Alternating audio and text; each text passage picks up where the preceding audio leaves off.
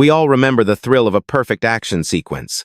The gunfire, the explosions, the hero charging forward against impossible odds.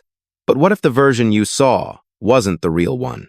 Behind every released action film lies another cut, another version that never made it out of the editing bay. And in some rare, unsettling cases, what the studio greenlit on paper was completely different from what they eventually forced onto the screen.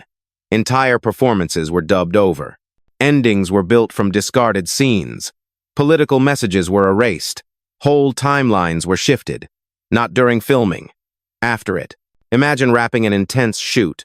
Months of work in the can, only to have studio executives step in and say, "We're rewriting it. Without you." These aren't just deleted scenes. These are full-scale rewrites happening after the cameras stopped rolling in post-production rooms, far from the directors, far from the actors, and definitely far from the audience. The result? Movies that feel off. Characters whose lips don't match the words. Final acts that feel stitched together from spare parts. Narratives that start one way but end somewhere completely different. The audience senses something's wrong, but they don't know why. Until now. These are the films where the real plot was buried under executive decisions, where the original vision was chopped, dubbed, looped, flipped, or just thrown out entirely. You thought you knew these movies. You didn't. Let's uncover 15 action films that were rewritten behind closed doors after the final cut had already been called. Fact: شباك واحد. Diplomatic immunity.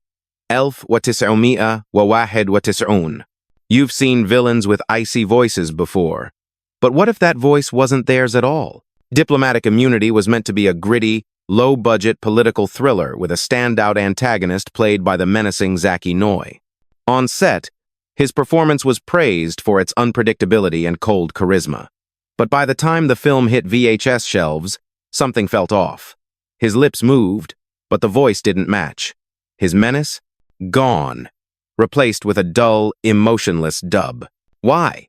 After principal photography wrapped, producers grew concerned that Noy's accent and vocal delivery wouldn't resonate with American audiences. So they made a drastic decision. Hire another actor to dub over every line without informing the original cast or even the director. The result was jarring. Noy's physical performance remained on screen, but his intensity vanished. What was once a layered portrayal of a psychotic diplomat now came off as cartoonishly flat. The dissonance was so sharp that even casual viewers noticed something strange without ever knowing why. It was a post-production betrayal that didn't just affect one actor, it dismantled the entire arc of the film's central conflict. But voice wasn't the only thing studios have secretly swapped in the cutting room. Fact: شبكة اثنان. Scanner Cop. 1994. In the gritty world of Scanner Cop, minds explode literally. But behind the splatter was a far more subtle explosion. A political one that never saw the light of day. Originally filmed as a sci-fi thriller with a clear critique of authoritarian power structures, Scanner Cop featured a storyline where the psychic abilities of cops were used to suppress dissent and manipulate public perception. The antagonist? A corrupt city council exploiting telepaths to stay in power. But when test audiences and, more importantly, distributors began raising concerns about anti-government themes, the studio panicked. Instead of ordering reshoots, they restructured the entire narrative in post-production. Scenes were rearranged, dialogue was redubbed, key exposition was stripped out. The result? The villain went from a political manipulator to a generic mad scientist. Most fans never knew the difference. But attentive viewers spotted inconsistencies, scenes that contradicted one another, motivations that vanished mid-film, and emotional beats that led nowhere. The message was neutered. The vision was sanitized. Ironically, the very system Scanner Cop tried to criticize ended up rewriting its message. But some films didn't just lose a theme, they lost their ending altogether. Fact: شبكة ثلاثة. Caged Fury. 1991. It ends in fire. A triumphant escape. Redemption. Or so it seems. Caged Fury was one of those low-budget, exploitation-style prison thrillers that quietly gained cult status. It promised a gritty climax rebellion in flames, guards overthrown, justice served. But what most viewers didn't realize is this. That ending wasn't part of the original script. It wasn't even shot for the ending. After production wrapped, test screenings revealed a problem. The original third act, where the protagonist died in a failed breakout, was deemed too dark for home video audiences. But the crew had already disbanded. Reshoots weren't an option, so the studio did something audacious. They salvaged unused footage from the first act, re-edited it out of order, added stock explosion inserts, and dubbed in voiceover narration to fake a victorious ending. If you watch closely, you'll notice recycled shots. A character running down the same hallway 3 times, smoke that appears before anything burns, expressions that don't match the context. The ending worked on the surface. But to those who'd seen the raw script or early cut, it was an unrecognizable Frankenstein of footage. In this case, the hero didn't just escape prison. The film itself escaped its own truth. But what happens when studios don't just change the visuals but rewrite the entire soundtrack? Fact, Shabaka Arba. Catch the Heat. Elf wa Tis'omia. Wa Seba wa Thamanun. You're watching a dance scene in Catch the Heat, and something's wrong. The rhythm is off. The voices don't match the lips. The atmosphere feels sterile. That's because the version you're watching was never meant to exist. Originally filmed as a gritty action-romance hybrid set against a backdrop of undercover drug enforcement, Catch the Heat was shot in English, with a funky, jazz-fusion soundtrack tailored for American audiences. But when international distributors reviewed the cut, they demanded something more globally appealing. The studio complied and rebuilt the film's entire audio layer from scratch. Every single line of dialogue was dubbed. The original soundtrack? Scrapped.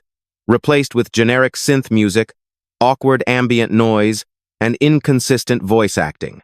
Even actor Tiana Alexandra's lines were looped by another voice actress, flattening her layered performance into a monotone echo. This wasn't a localization, this was an exorcism. The soul of the film was lifted out in post, replaced with a hollow shell that alienated both English-speaking and international viewers. Worse, the original audio mix is now considered lost media. Only the dubbed version remains widely available. Catch the Heat is a textbook example of what happens when a studio tries to retrofit a film for market needs after the creative work is done and ends up erasing the movie's very identity. But at least Catch the Heat stayed consistent in structure. The next film? It changed depending on where you watched it. Fact Shabak Khamsa, Shadow Chaser, Elf wa Tis'omia, wa Ithnan wa Tis'aun. In one version, the villain lives. In another, he dies. Welcome to Shadow Chaser, where your location decided your ending. Shot in South Africa and distributed in multiple regions under different titles, Shadow Chaser was envisioned as a tight, die-hard style sci-fi action flick. But after shooting Wrapped, producers realized they had a problem. No 2 territories wanted the same tone, so they edited the film into 2 different versions, each with its own timeline and character arcs. In the US release, the protagonist survives by outsmarting a rogue android in a nuclear facility. In the European cut, he dies, but takes the android down with him in a mutual destruction twist. Scenes were shuffled, music cues were altered. Even the villain's motivation changed depending on the market. Most viewers never noticed, assuming their version was the only one. But side by side, comparisons reveal glaring differences. Lines delivered in different orders. Characters who live in one version but vanish in the other, entire subplots that exist in one timeline but not the next. The filmmakers had essentially built a choose-your-own-adventure from a single set of dailies without telling anyone. And while multiple cuts aren't new, Shadow Chaser didn't have a director's version or extended edition. It had regional realities, quietly tailored to please different cultures, each one altering the movie's DNA after filming had ended. But some rewrites weren't about global markets. They were about hiding something. Uncomfortable. Fact Shabaksta. Deadly Prey. Elf wa Tis'omia wa Seba wa Thamanun. A man is hunted in the woods by mercenaries. Classic setup. But the final product of Deadly Prey is missing something important. Its original villain. This low-budget cult classic was shot fast and loose in Southern California, with a raw energy that gave it its charm. The original cut featured a twisted commander orchestrating the manhunt not just as a sadist, but as a disgraced military officer covering up war crimes. His backstory was explored in flashbacks, painting a more complex portrait of evil. But after editing began, the producers had second thoughts. They feared the anti-military undertones might limit the film's distribution, especially during a patriotic media climate in the late 80 seconds. So they did the unthinkable. They cut the villain's origin story entirely. Whole scenes were excised. Dialogue was dubbed over. The commander became just another generic bad guy barking orders in the jungle. The nuance? Gone. The flashbacks? Burned. Even the actor's performance suffered, with long stretches of screen time awkwardly cropped or silenced.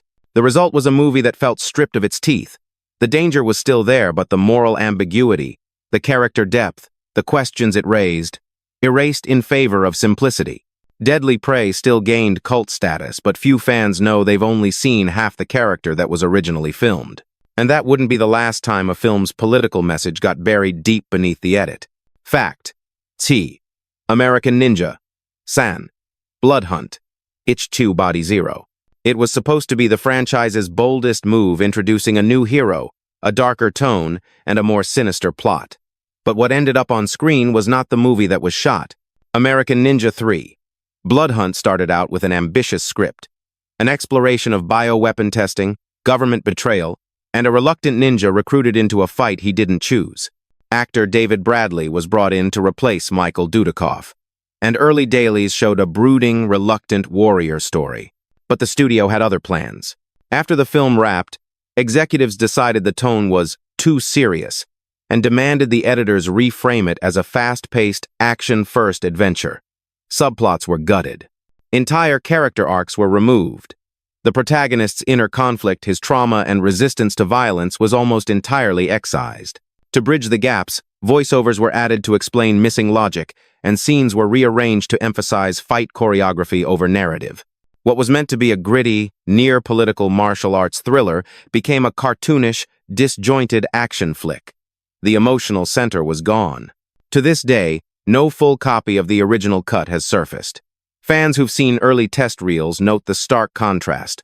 A film about identity and conflict turned into just another kick-punch explosion fest. And American Ninja 3 isn't alone. Sometimes, the rewrites come from panic, not from purpose. Fact. شبك ثمانية. Cyborg Cop E. 1994. There's a line in Cyborg Cop 2 that sounds like it was made for memes. He's not just a machine, he's an idea. But that line? It was never in the original script. When Cyborg Cop 2 wrapped filming, the studio reviewed the footage and had one reaction. It wasn't exciting enough. The action worked, but the plot felt thin.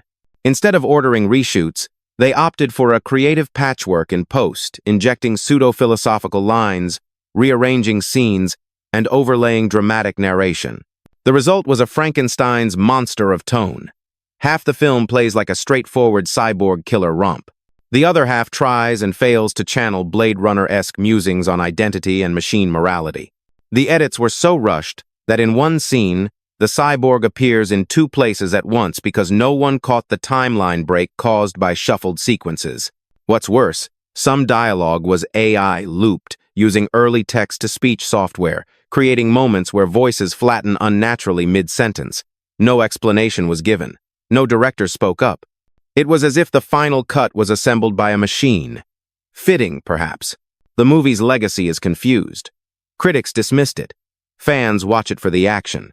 But buried deep inside is the skeleton of a smarter film, one that never made it past the edit bay. But what happens when a film is rewritten not to fix it, but to erase something no one wanted to admit? Fact. شبك تسعة. Black Eagle. 1988. It's remembered today as a Jean-Claude Van Damme vehicle. But originally, Black Eagle was supposed to be a very different movie, with a very different star.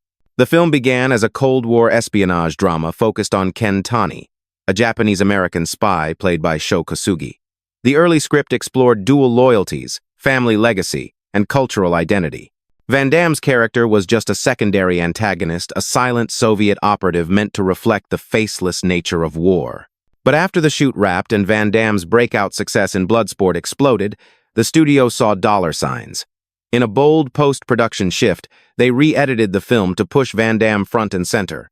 Fight scenes with him were extended, even spliced with unrelated footage to create new moments. Kosugi's dramatic beats were trimmed down, and the film's contemplative tone was buried beneath kicks, flips, and slow-motion evil glares. To make it worse, the new structure broke continuity. Van Damme appears in places he couldn't logically reach. His motivations are never explained.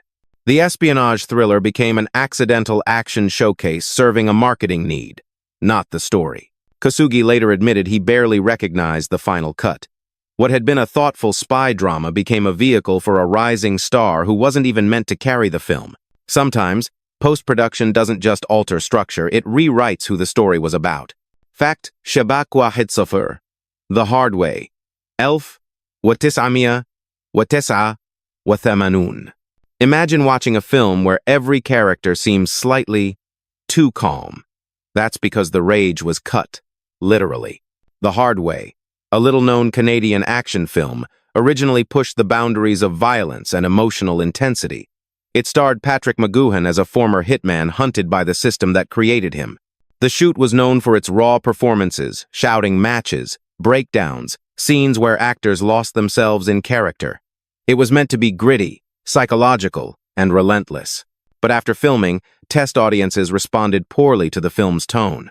Feedback cards called it too intense, overwhelming, and uncomfortable.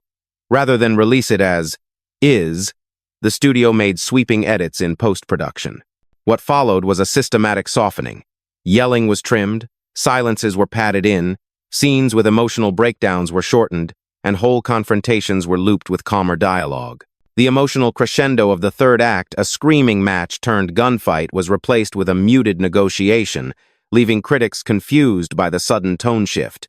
The final product felt sedated. The story still made sense, but the fire was gone.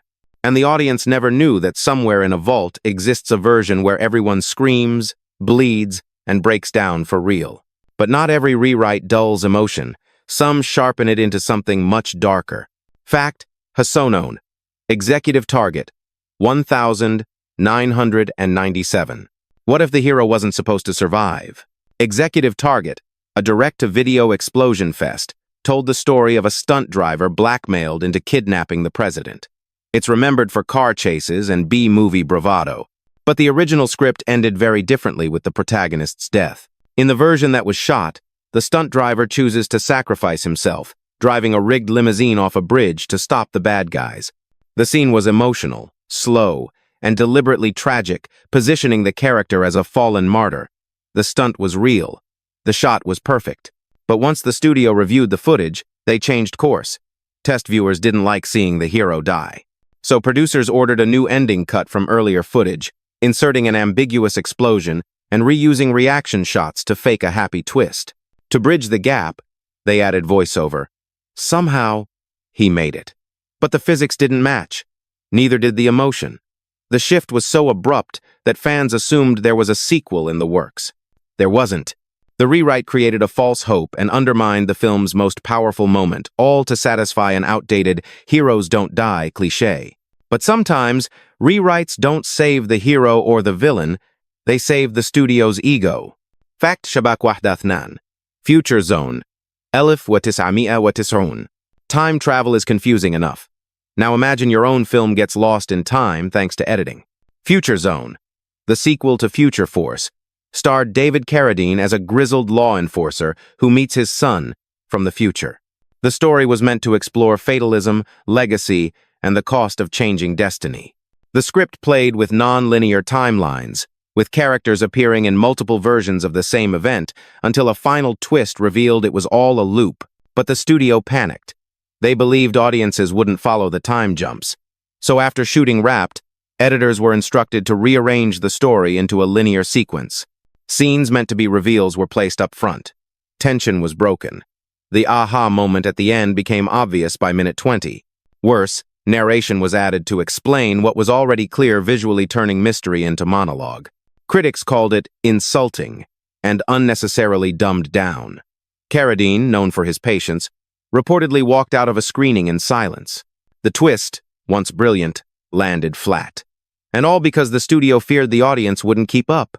But what happens when an actor's performance is so raw, so chaotic? The studio rewrites the entire tone to cover it up. Fact, Shabak Wahdu Thalatha. Stone Cold. Elf, Watis'umia. Wawahid, Watis'un. Brian Bosworth wasn't just trying to act tough, he was tough. But the studio wasn't ready for what that looked like. Stone Cold was an ultra-violent biker gang infiltration thriller designed as a breakout vehicle for ex-football star Bosworth. During filming, he pushed himself hard, performing stunts, improvising lines, and delivering unexpectedly raw performances. The original cut reflected that intensity gritty, chaotic, and almost documentary-like in its portrayal of gang life. But producers got nervous.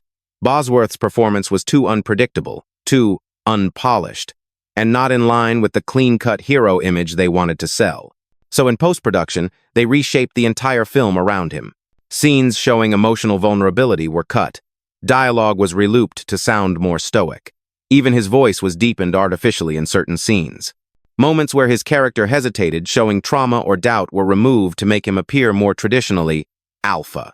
The result was a visually loud film with a strangely muted lead. Bosworth looked the part but emotionally felt like a ghost in his own movie. Fans expecting a full-throttle character study got a shell of one. Somewhere out there, there's a version of Stone Cold where Bosworth took a real risk. We never got to see it, but at least his face stayed on screen. In the next film, a character was erased entirely after being fully filmed. Fact: Shabak Wahida Arba'a. Red Scorpion Ithnan.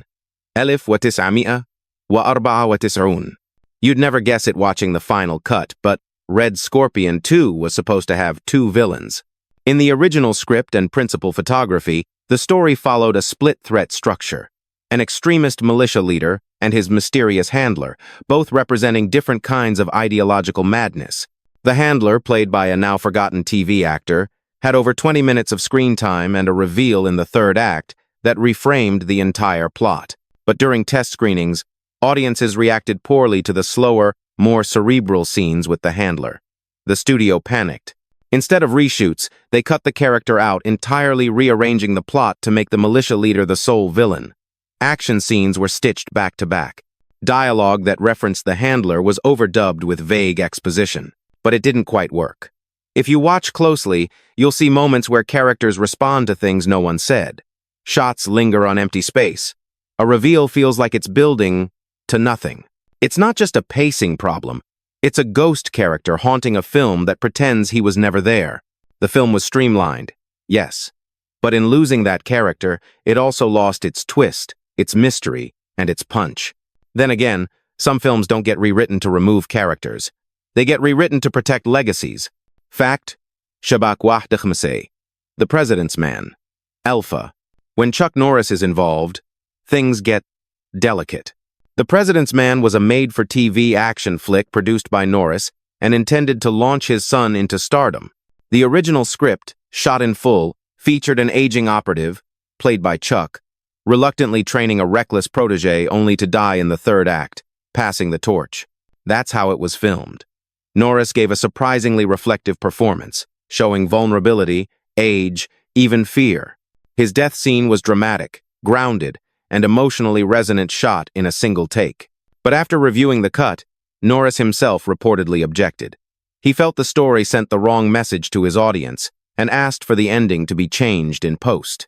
Without reshoots, the team repurposed footage, changed the score, and added voiceover explaining that his character had escaped off-screen. The new ending contradicted earlier plot points and felt tacked on. But for many viewers, it didn't matter. The Chuck Norris mythos demanded invincibility, and the studio complied. What was supposed to be a passing of the torch moment became a strange non-ending. The protege's arc flatlined. The emotional climax evaporated. Sometimes, rewrites aren't about making the story better. They're about preserving an image. But one last film took all these studio manipulations and turned them into something stranger than fiction. Bonus fact: the lost version of Point of No Return, Chungubeku. This one didn't make the top 15, but it might just be the strangest of all. Point of No Return, the American remake of La Femme Nikita, was already a controversial project. Critics feared it would dilute the intensity of the original. But few know that the first cut of the film, shot under the working title The Specialist, was almost completely different from what audiences eventually saw. The early version leaned far more into psychological tension. Bridget Fonda's character was unstable, more haunted, and less polished. The original third act didn't have a triumphant redemption. It ended in ambiguity, with her disappearing into a crowd after a failed mission, mentally shattered. But Warner Brothers rejected the cut outright. They believed the ending would alienate mainstream viewers and demanded a complete emotional rewrite. The director was sidelined in post. Scenes were restructured, new footage was shot, and the score was swapped for something lighter, more heroic. The final release turned her into a cleaner action heroine, stylish, composed, almost sanitized. Gone was the rawness. Gone was the emotional decay. The only trace of that original version? A single promotional still showing her crying in a scene that never appeared in the film. The original cut has never been released. No bootlegs, no leaks, nothing. It's not just a lost ending, it's a lost identity. And maybe that's the truest rewrite of all. Bonus fact. The lost version of Point of No Return. 천구백구십삼. This one didn't make the top 15, but it might just be the strangest of all. Point of No Return, the American remake of La Femme Nikita, was already a controversial project. Critics feared it would dilute the intensity of the original. But few know that the first cut of the film, shot under the working title, The Specialist, was almost completely different from what audiences eventually saw. The early version leaned far more into psychological tension. Bridget Fonda's character was unstable, more haunted, and less polished. The original third act didn't have a triumphant redemption, it ended in ambiguity, with her disappearing into a crowd after a failed mission, mentally shattered. But Warner Brothers rejected the cut outright. They believed the ending would alienate mainstream viewers and demanded a complete emotional rewrite. The director was sidelined in post. Scenes were restructured, new footage was shot, and the score was swapped for something lighter, more heroic. The final release turned her into a cleaner action heroine, stylish, composed, almost sanitized. Gone was the rawness. Gone was the emotional decay. The only trace of that original version? A single promotional still showing her crying in a scene that never appeared in the film. The original cut has never been released. No bootlegs, no leaks, nothing. It's not just a lost ending, it's a lost identity. And maybe that's the truest rewrite of all.